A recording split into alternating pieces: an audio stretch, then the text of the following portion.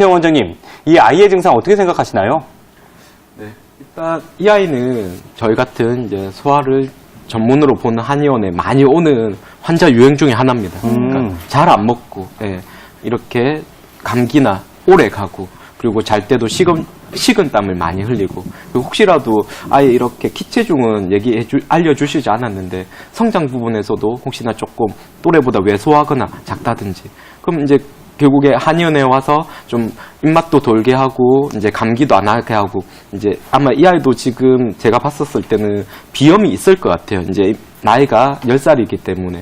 그러니까 한번 감기에 들면 오래 가고 기침이 오래 간다는 거 보면, 그러니까 이제 주로 많이 오는 아이인데요. 그러면 보통 보면 이런 아이들은 기본은 저희가 말하는 소화기 비위가 체질적으로 약한 가능성이 큽니다. 그러니까 저희가 이제 사상 체질로 굳이 분류를 하면 소음인에 가까운, 그러니까 이제 조금 되게 소화기는 약하면서 조금, 그리고 이제 주변에 이런 자극이나 좀 예민하고 민감하고 조금 약하고, 예, 이런 소음인 경향의 아이인데요. 그럼 당연히 치료는 이제 약한 소화기를 튼튼하게 한다든지, 그리고 아마 이제 소화기뿐만이 아니라 코나 호흡기도 꽤 약한 부분이기 때문에 같이 이제 그 부분을 개선시킬 것 같고요.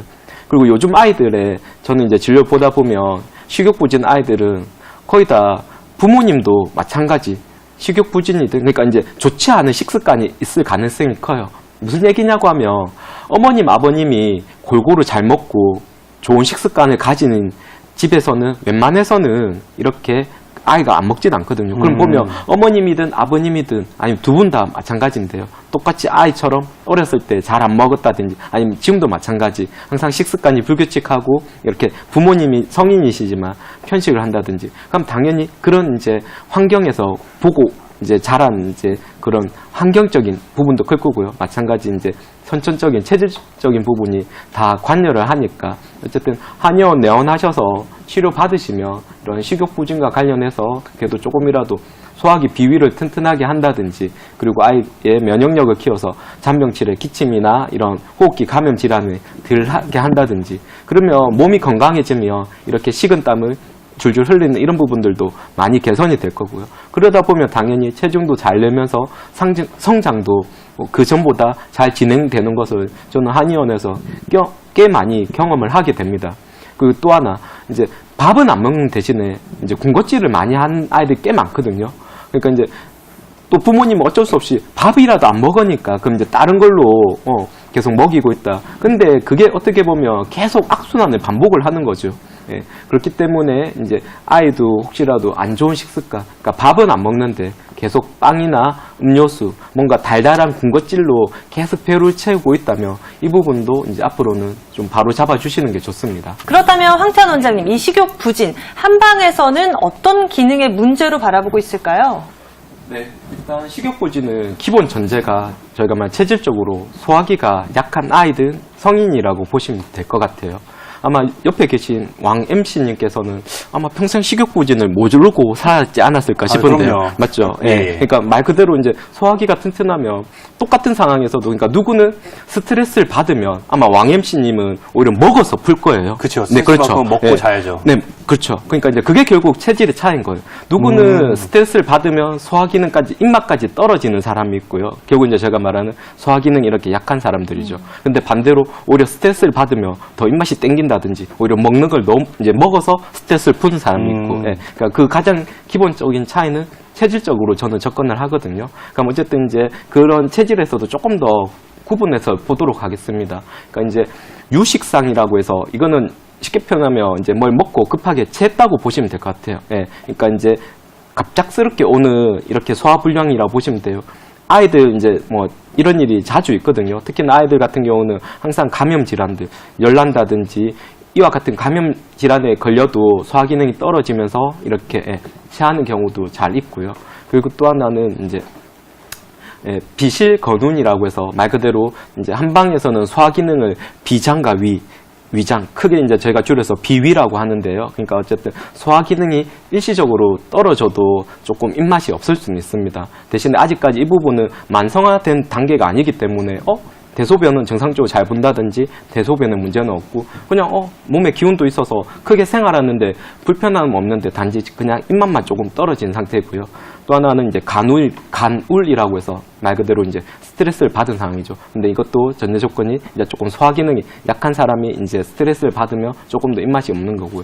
이게 더 이제 만성화되고 체질적인 부분하고 이제 관련이 되면 이제 위염 부족이라고 해서 조금 더 이제 몸에 이제 열이 많다든지 진액이 부족한 사람들한테 생기는 거라고 보시면 될 것 같아요. 그러면 진액이 부족하다 보니까 입이 조금 건조하고 마른다든지 아니면 마찬가지로 피부가 건조하다든지 아니면 변이 약간 딱딱하거나 변비 성향을 띠는데 지금 입맛까지 없다. 예, 그러면 이 부분은 조금 더 만성화되거나 체질하고 더 이제 복합적으로 관여하는 부분이고요. 제일 안 좋은 게 비위기화라고 해서 이거는 말 그대로 만성이고 꽤 이제 체질적으로 그쪽으로 비위가 많이 약한 사람들한테 나타나는 거예요.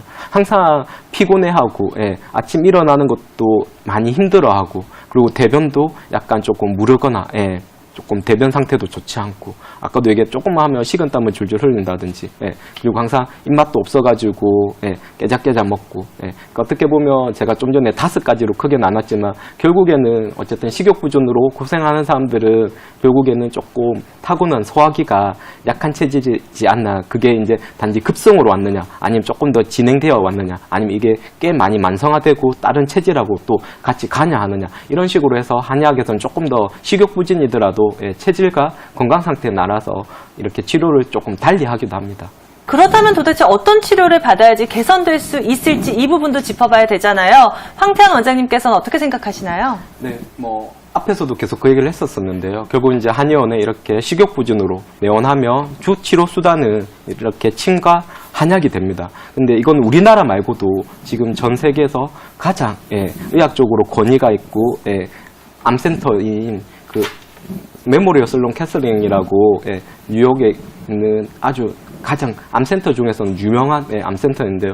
결국 이렇게 보면 체질적으로 소화 기능이 떨어진 사람 말고도 아무래도 암 치료를 받고 나면 우리 몸이 특히나 이제 소화 기능이 꽤 많이 약해지게 됩니다. 그래서 이렇게 헛구역질을 한다든지 아니면 그게 심해서 구토를 하게 되는데요. 그럼 그런 환자들한테 결국 이제 미국 의료진들이 결국에는 그런 소화 기능 회복을 위해서 선택을 하는 게 이렇게 침 치료를 하는 거고요. 당연히 이제 한의원, 우리나라 한의원에서도 똑같이 소화 기능이 떨어진 아이들, 성인들한테 침 자극을 통해서 비위 기능을 튼튼하게 합니다.